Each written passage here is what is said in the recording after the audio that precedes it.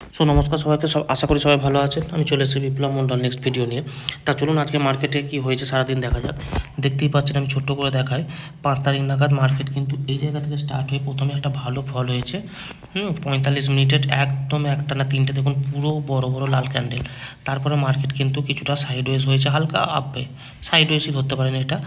এই প্রথমের ফলটাই আমার যা প্রফিট দিয়েছে এবং তারপরে আশা করি সেরকম প্রফিট দিতে পারে না। এই জায়গায় দেখতে পাচ্ছেন যেখানটা আমি অ্যারোটা দিয়েছি, এই জায়গাটা ছোট রেজিস্ট্যান্স ছিল, যার জন্য মার্কেট আর উপরে যেতে পারেনি। এখান থেকে আবার ছোট একটা মুভমেন্ট দিয়েছে ডাউনের দিকে, মানে পুট অপশনের সাথে কাজ করলে এই জায়গায় আমার প্রফিট হতো।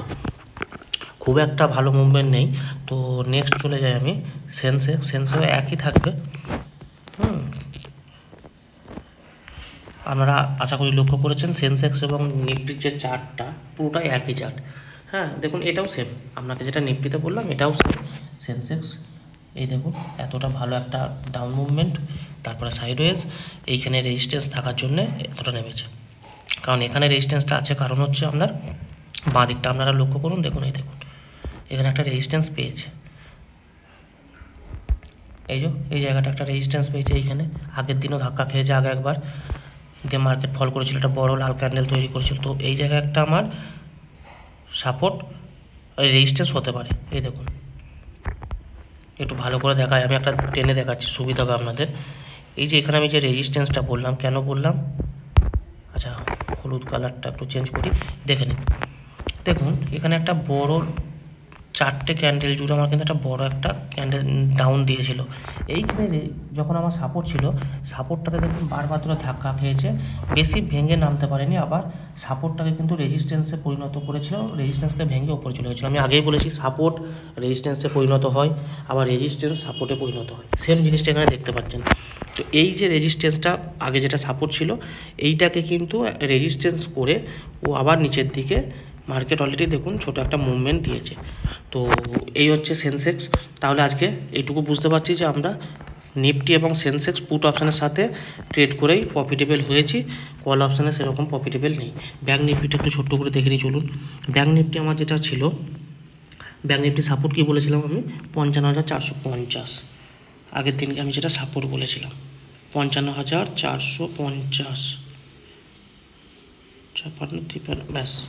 আচ্ছা দেখে নিন তো, 55,450 আমি সাপোর্ট দিয়েছিলাম, কী বলেছিলাম, সাপোর্টকে যদি ভাঙে আমি পুট অপশনের সাথে ট্রেড করব, এবং তার আমার সেকেন্ড টার্গেট কী আছে, টার্গেট হবে 55,400। দেখুন তো 400কেও ব্রেক করে কোথা পর্যন্ত নেমেছে মার্কেট, এই দেখুন এখান থেকে এটা। তাহলে এখানে আমার মার্কেট যে প্রাইস অ্যাকশান যেটা আবার ফলেনি, এটা নাই, সাপোর্টকে ভেঙেছে যেহেতু, ও কিন্তু আমি 400 আপনাদেরকে বলেছিলাম, কিন্তু দেখুন অনেক 230 পর্যন্ত নেমেছে। তাহলে আমার এখানে একটা কল অপশানের সাথে বড় টার্গেট আমার হয়েছে ব্যাঙ্ক নিফটিতে আজ পুট অপশানের সাথে। তো যাই হোক, আর দেরি করবো না, একটু ভালোভাবে খেয়াল করবেন, দেখবেন ট্রেড করতে আপনাদের লস রিকভারি হবে অনেক। একটু দেখে শুনে করবেন।